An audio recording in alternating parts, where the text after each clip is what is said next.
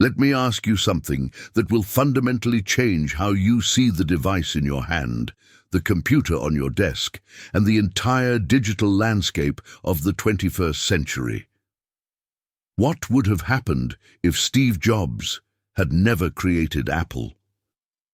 Before we embark on this mind-bending journey through an alternate timeline, I need you to commit to something that will determine whether we can continue making these thought-provoking documentaries. We're setting a collective goal right now, 100 comments on this video, and I need every single one of you to watch until the very last second. Here's why this matters more than you think.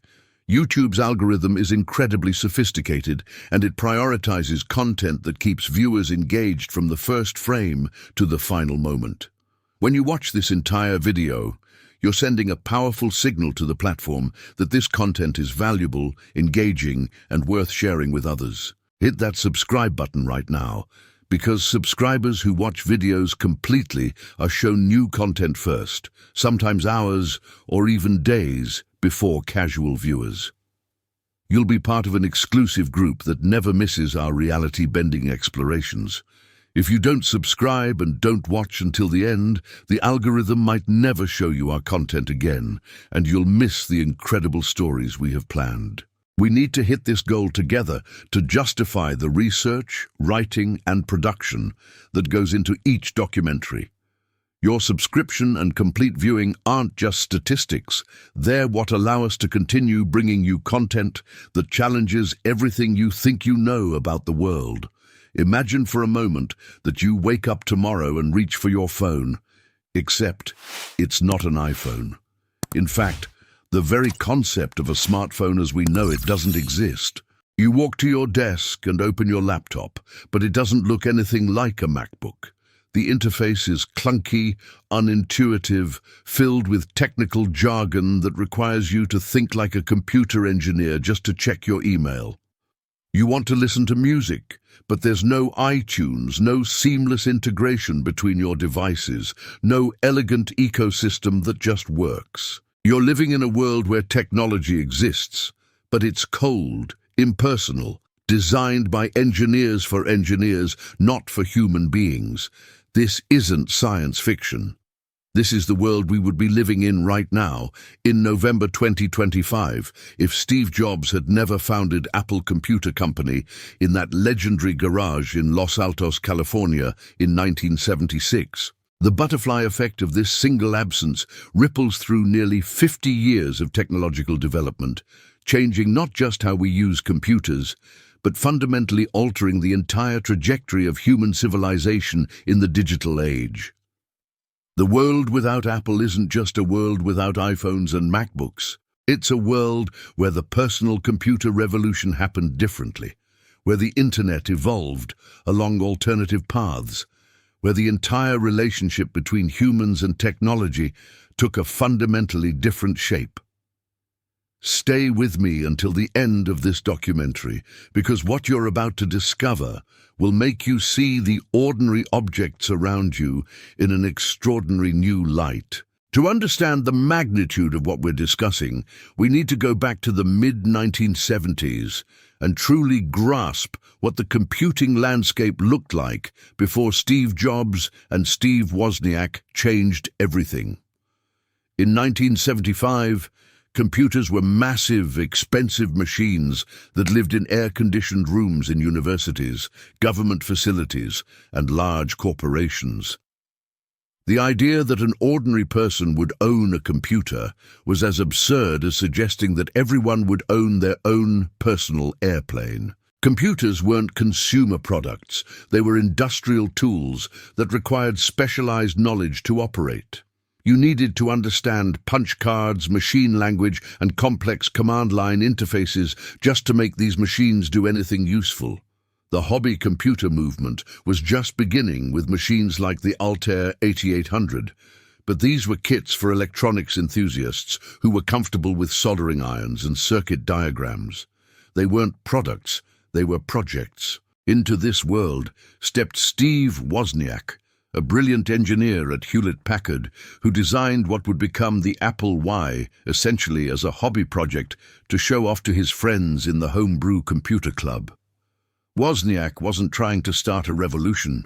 He was just building something cool for other engineers to admire, but Steve Jobs saw something completely different. Jobs looked at Wozniak's creation and saw not a hobby kit, not a machine for engineers, but a product that could be sold to regular people. This vision, this fundamental insight that computers could and should be consumer products, was revolutionary in 1976. Jobs convinced Wozniak to start a company, and they founded Apple Computer on April 1, 1976. The Apple I was sold as a fully assembled circuit board, which was unusual for the time, and while it was still fairly technical, requiring users to add their own case, keyboard and display, it pointed toward a future where computers were products you bought, not projects you built.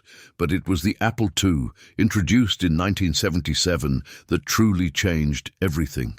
The Apple II was the first successful personal computer marketed to a general audience. It came in a sleek plastic case that looked more like a consumer electronics product than an industrial tool. It had color graphics, which was revolutionary. It could be connected to a regular television set. Most importantly, it was designed to be used by people who didn't have engineering degrees. The Apple II became one of the best-selling computers of its era, with nearly 6 million units sold over its production life. It became the computer of choice for schools, introducing an entire generation of American children to computing. It created a market for software that previously didn't exist, spawning an entire industry of third-party developers creating programs for education, business, and entertainment. Now let's imagine that none of this happened. Steve Jobs, in this alternate timeline, never convinces Steve Wozniak to commercialize his computer design. Perhaps Jobs stays at Atari, or pursues other business ventures, or simply doesn't have the vision or drive to start a computer company. Wozniak shows off his design at the Homebrew Computer Club. Some enthusiasts build their own versions, but there's no Apple Computer Company. What happens to the personal computer revolution? It still happens, but it happens very differently and much more slowly. Companies like Commodore, Tandy, and later IBM still enter the personal computer market, but without Apple's example of what a consumer-friendly computer could look like, these machines remain more technical, more intimidating, more oriented toward hobbyists and business users rather than regular families. The Commodore 64, which in our timeline became the best-selling single computer model of all time, partly because it competed with Apple's consumer-friendly approach, might not exist at all, or might be designed very differently. IBM's entry into the personal computer market in 1981 was partly a response to Apple's success in defining a new product category. Without Apple forcing IBM to pay attention to personal computers, IBM's PC might not be developed until much later, or might be developed as a more specialized business machine rather than something approaching a general consumer product. The implications of this slower, more technical evolution of personal computing are staggering. Throughout the 1980s in our timeline, computers gradually moved from being exotic luxury items to becoming standard equipment in offices and increasingly common in homes. This was driven partly by Apple's marketing and design philosophy that computers should be accessible to everyone. In a world without Apple, this transition happens more slowly. By 1990, in this alternate timeline, personal computer ownership rates might be half what they were in our reality. Computers remain business tools and enthusiast devices, not family purchases. The entire generation of Americans who grew up with Apple IIs in their schools, who learned to program in BASIC, who became comfortable with computers from a young age, That generation has a very different relationship with technology.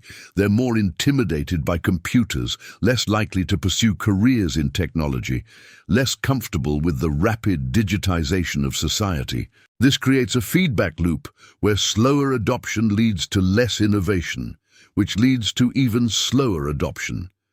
But the absence of Apple becomes truly transformative in 1984. And this is where we need to pay very close attention to how one company's vision can reshape the entire technological landscape. In January 1984, Apple introduced the Macintosh with its legendary Super Bowl commercial. The Macintosh wasn't the first computer with a graphical user interface. That honor belongs to machines like the Xerox Alto, but it was the first such computer marketed to regular consumers at a semi-affordable price.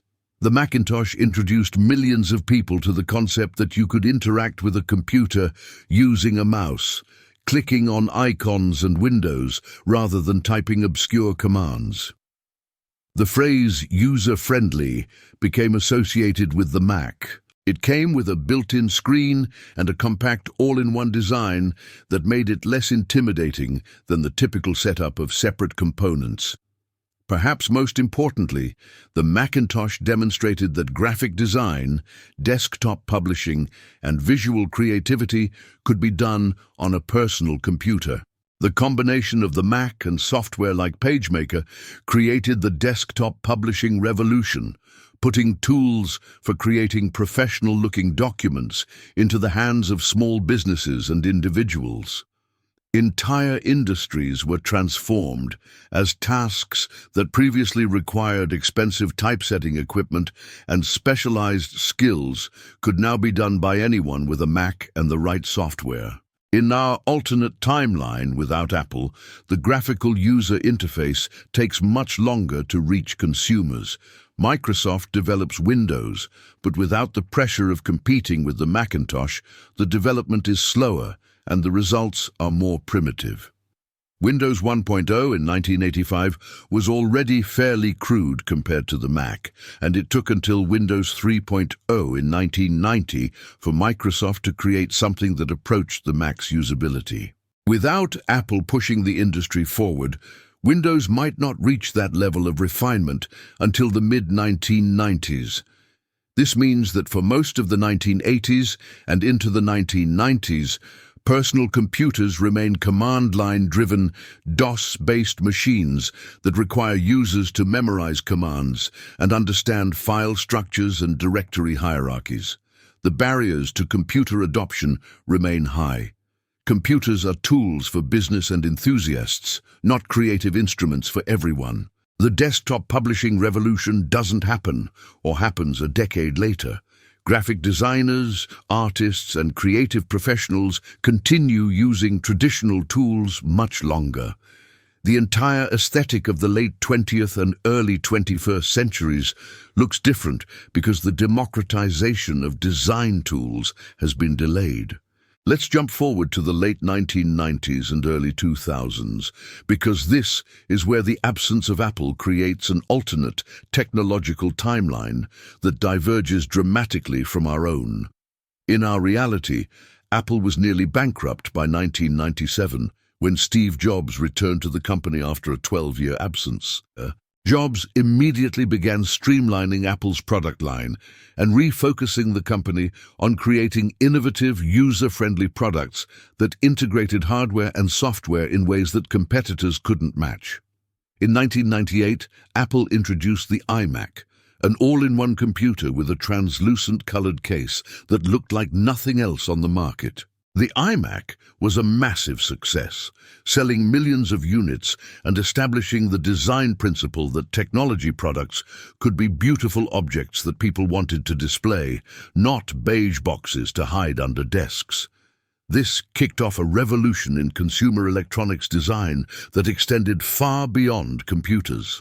Suddenly, all technology companies wanted their products to look as good as they functioned.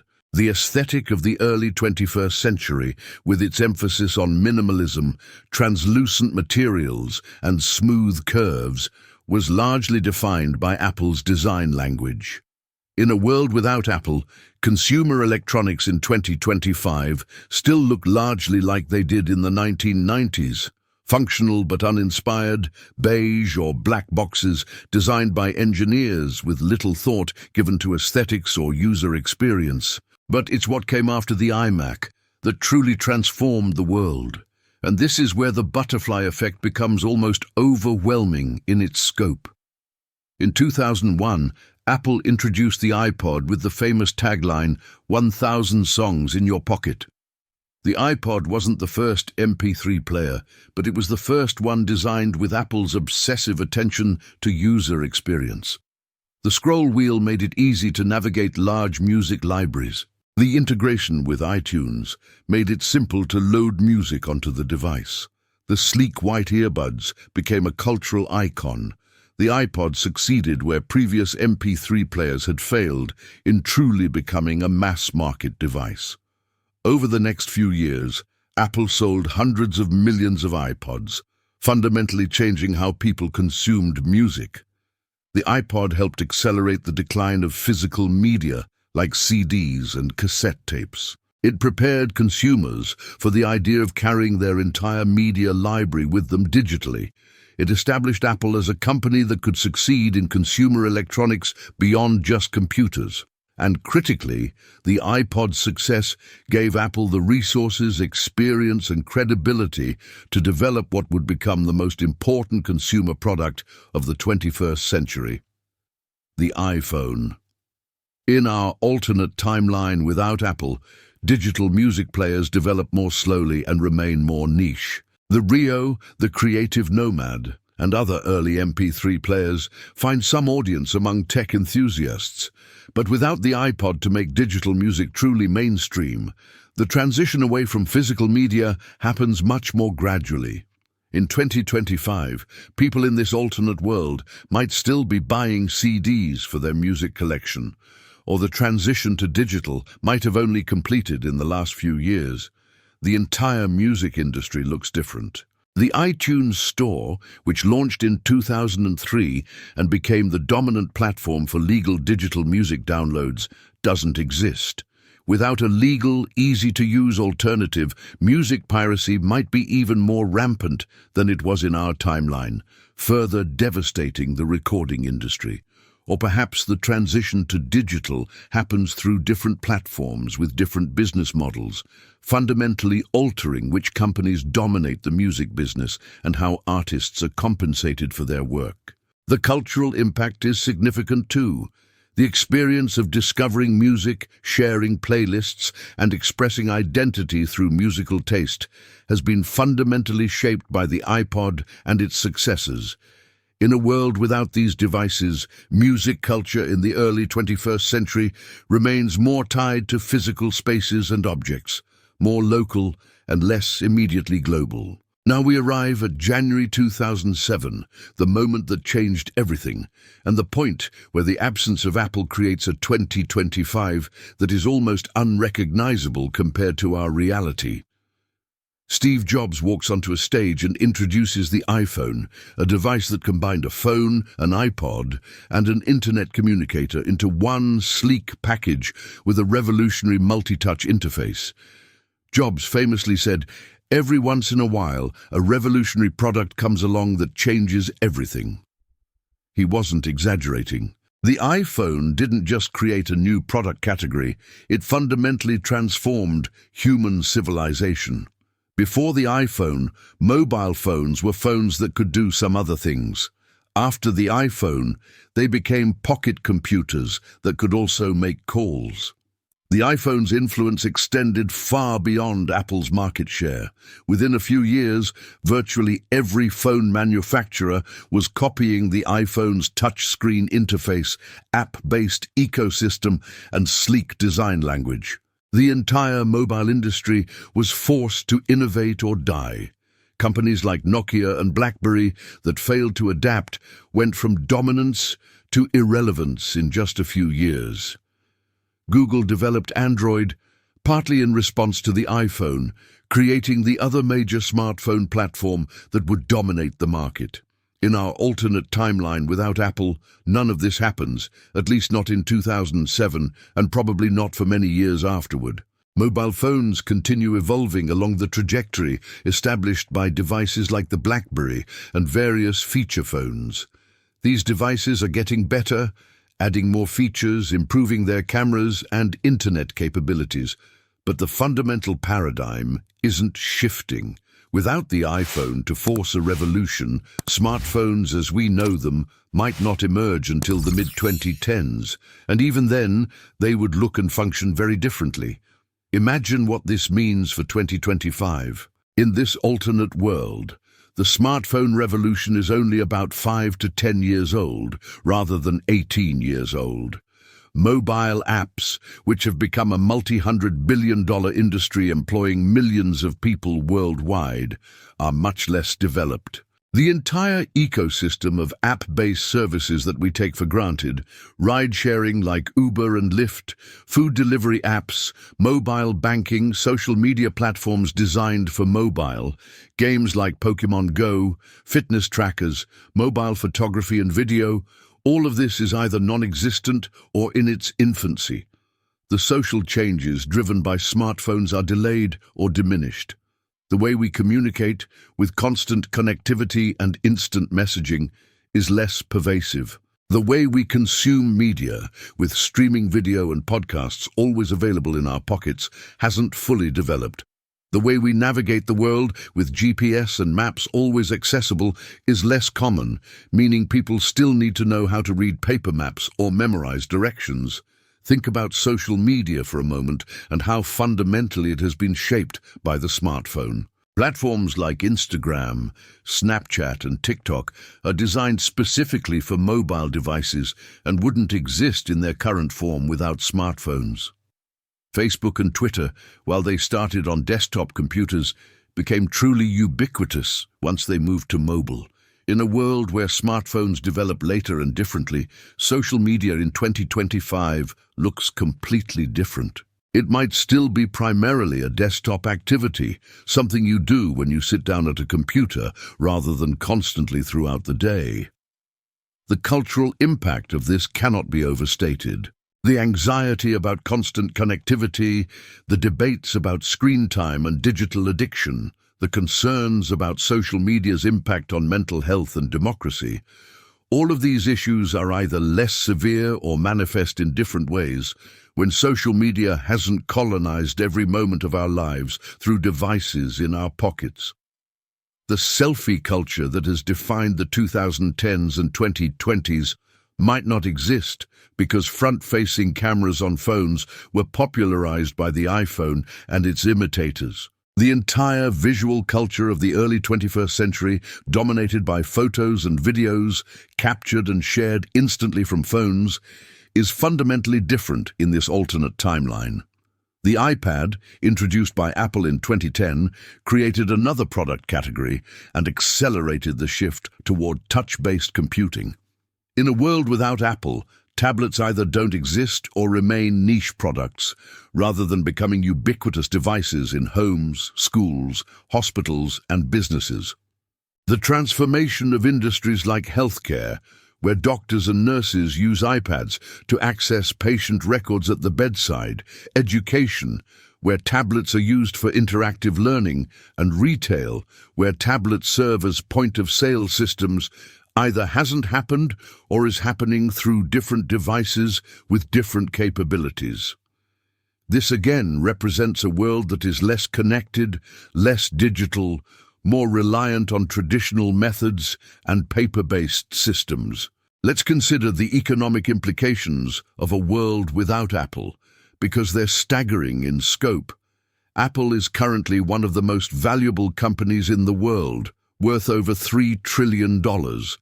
That's wealth that, in our alternate timeline, either doesn't exist or is distributed very differently among other companies.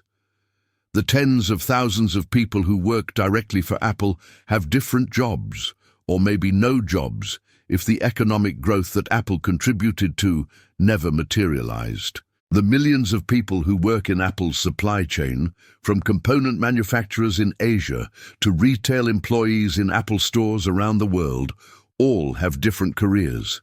The app economy, which has created millions of jobs for developers, designers, and entrepreneurs, is much smaller or non-existent. The vast fortunes made by early Apple investors and employees don't exist, meaning that the venture capital ecosystem and startup culture of Silicon Valley looks very different. Some of the philanthropic initiatives funded by Apple Wealth, from the educational programs funded by Tim Cook to whatever charitable work Steve Jobs might have done if he hadn't died young, never happen. The regional economies that have been transformed by Apple's presence, from Cupertino and the broader Bay Area to the Chinese cities where iPhones are assembled, all look completely different.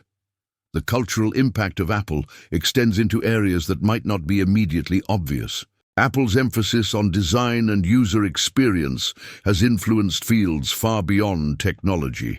The minimalist aesthetic popularized by Apple products has shaped architecture, interior design, fashion, and graphic design across the early 21st century. In a world without Apple, the visual culture of 2025 looks more cluttered, more technical, less refined. Apple's marketing, from the legendary Think Different campaign to the carefully choreographed product launches, has influenced how companies across all industries present themselves and their products. The idea that a technology company could generate the kind of cultural excitement usually reserved for entertainment or fashion brands was largely established by Apple. In a world without this example, technology companies remain more buttoned up, more focused on specifications and features rather than lifestyle and aspiration. The personality cult around tech CEOs, for better or worse, was largely created by the mythology surrounding Steve Jobs. In a world without Jobs and Apple, tech leaders remain more anonymous, less likely to be treated as visionaries or celebrities. This changes the culture of Silicon Valley and the tech industry generally, potentially making it less arrogant and personality-driven, but also perhaps less ambitious and world-changing in its self-conception. Education has been profoundly impacted by Apple in ways that often go unrecognized. From the Apple IIs in classrooms in the 1980s to iPads used for learning today, Apple products have been disproportionately present in schools. This is partly because Apple actively courted the education market with special pricing and programs, and partly because teachers and administrators found Apple products easier to use and more reliable than alternatives. In a world without Apple, the computerization of education happens more slowly and with more difficulty. Students in 2025 have less experience with technology. Teachers are less comfortable incorporating digital tools into their lessons, and the entire infrastructure of educational technology is less developed. This creates a workforce that is less digitally literate, less comfortable with rapid technological change, potentially less innovative and adaptable. The economic consequences of this extend for decades, as countries with less technology-integrated education systems find themselves at a competitive disadvantage in an increasingly digital global economy.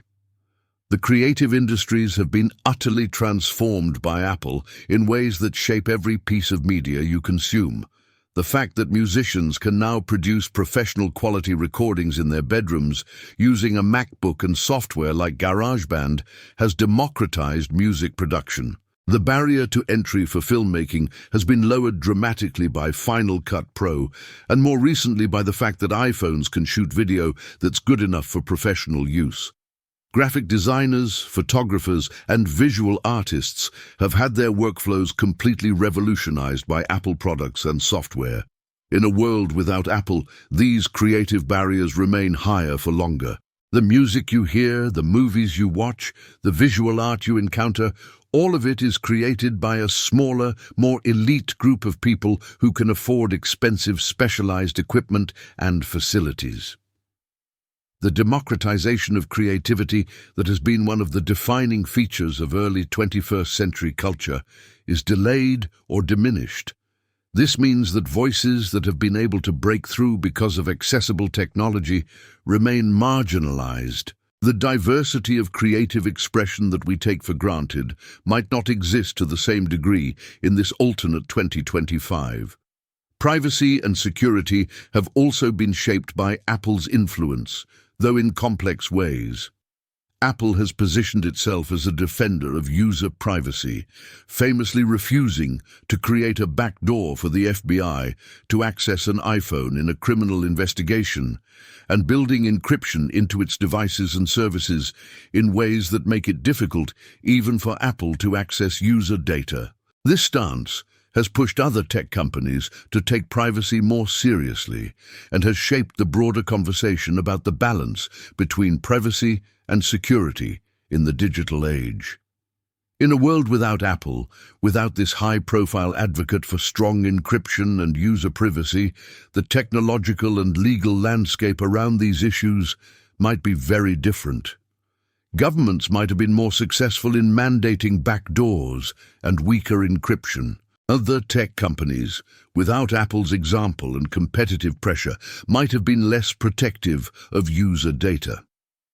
The result in 2025 could be a world where privacy protections are significantly weaker, where government and corporate surveillance is even more pervasive than it is in our timeline, where the very concept of digital privacy has been eroded to a greater degree. Or perhaps, without Apple's influence, the privacy debate would have evolved along different lines, with different champions and different outcomes.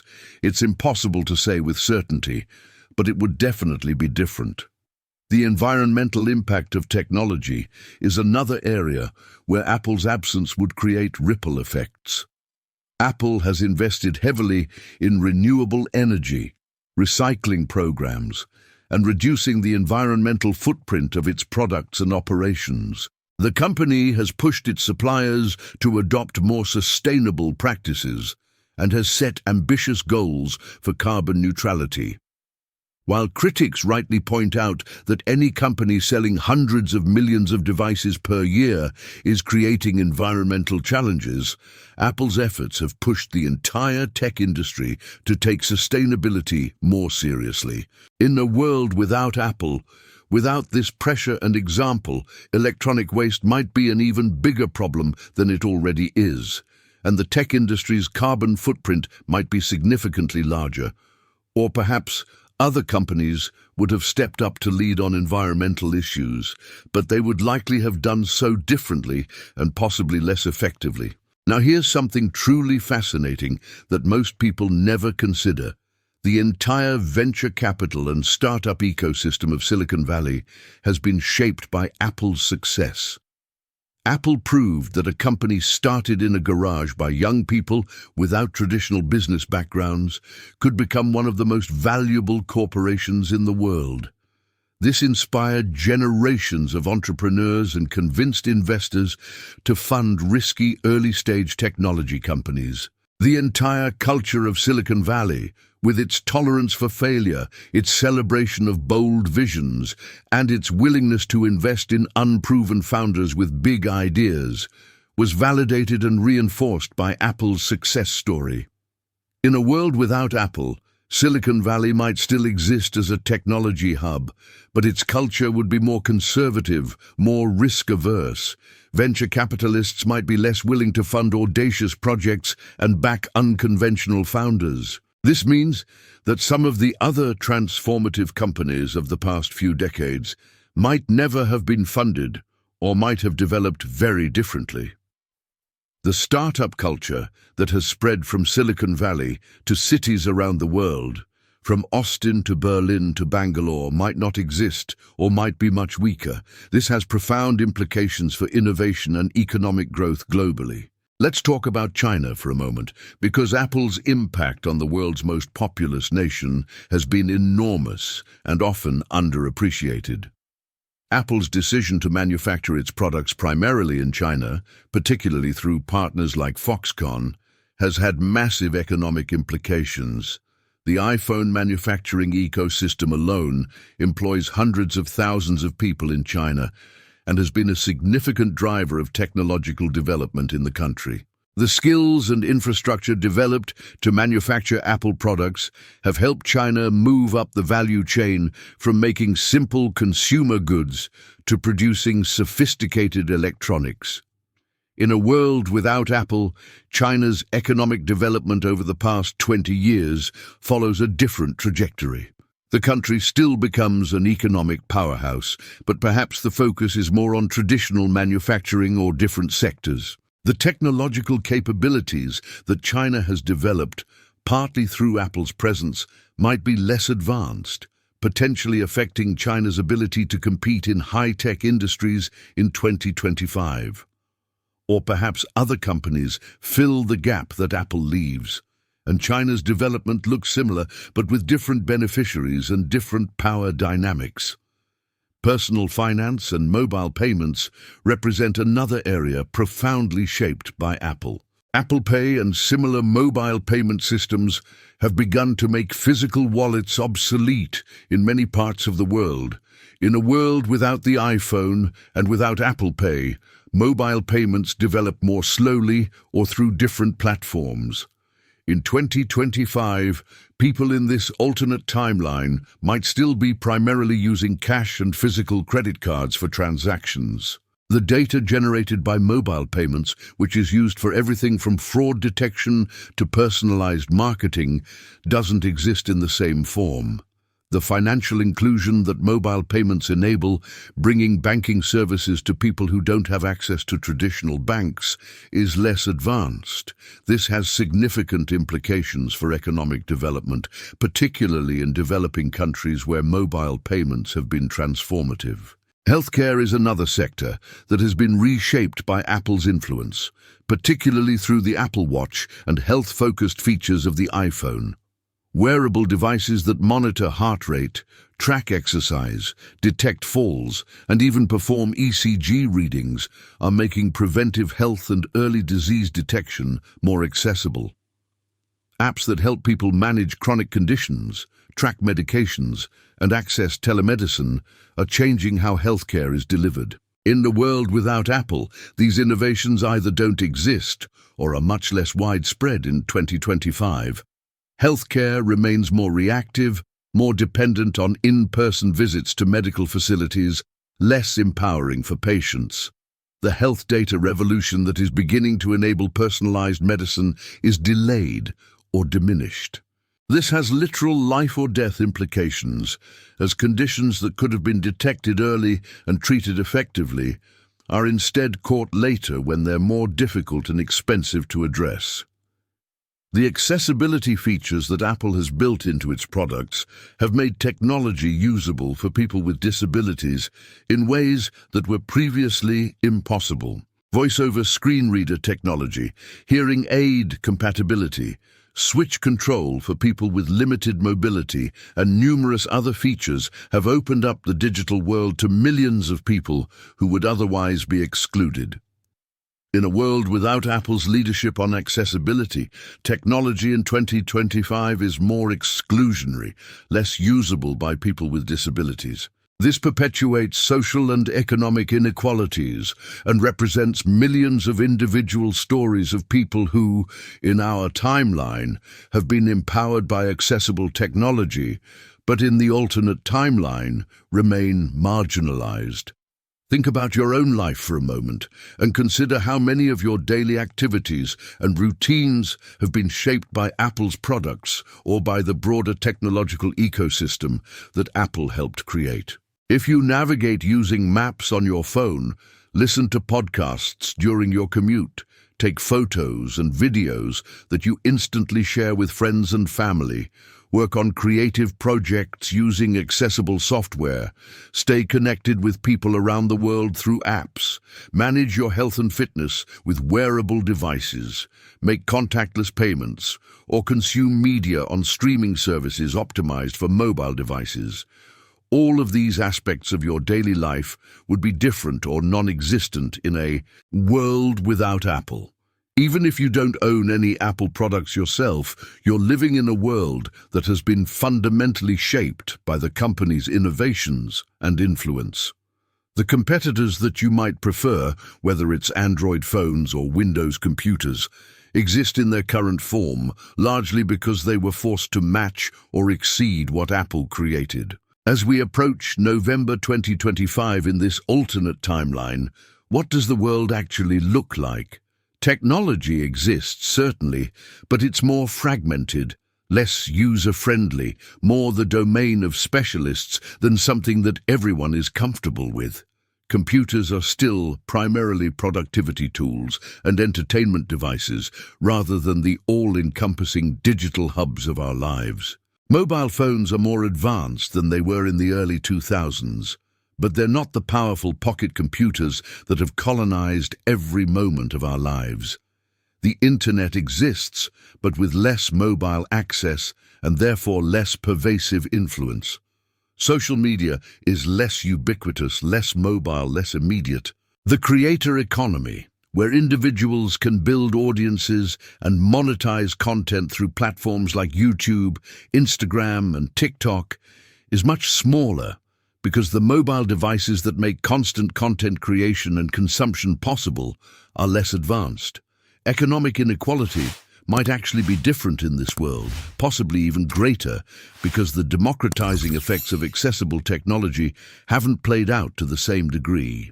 On the other hand, some of the negative effects of technology might be less severe, less digital addiction, less social media-driven polarization, less anxiety caused by constant connectivity. People might have more face-to-face interactions, more engagement with their physical communities, more ability to be present in the moment without the constant pull of devices demanding their attention.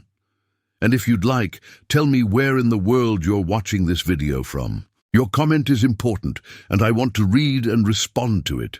For more exciting stories like this, click on the video that's playing on your screen right now.